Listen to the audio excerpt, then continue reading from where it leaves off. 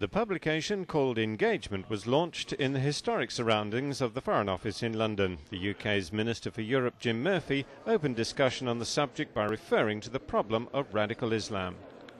A persistent attempt at understanding what the world looks like in someone else's shoes is the challenge here in terms of globalisation and the behaviour, the global behaviour based on cultural difference.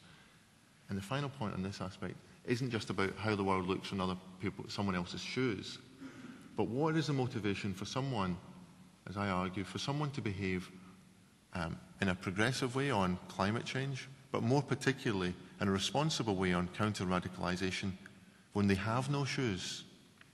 And we don't have an answer to that. We've discussed it, and we continue to discuss it. But it's the fundamental challenge for us all in terms of this modern public diplomacy, in particular, but not exclusively, but in particular in the Islamic world. Now, we've recently, and we could talk about this, we've recently tried some innovative public diplomacy in Afghanistan, Iran, and Egypt.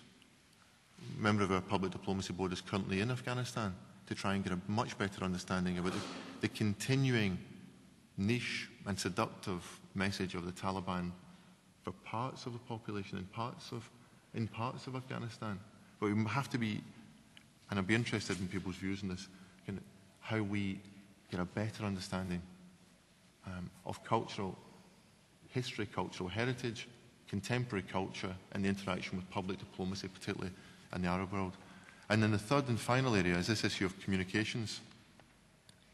I hope I can demonstrate this today, but the lesson one, I think, is, I don't know about yourself, Alex, or someone else argues in the book, is that the lesson one of public diplomacy is, when it comes to communication, is that listening is the first part of communication. And we haven't been terribly good at that. We're very good at message transmission, but have been much less effective at that underrated communication skill of listening.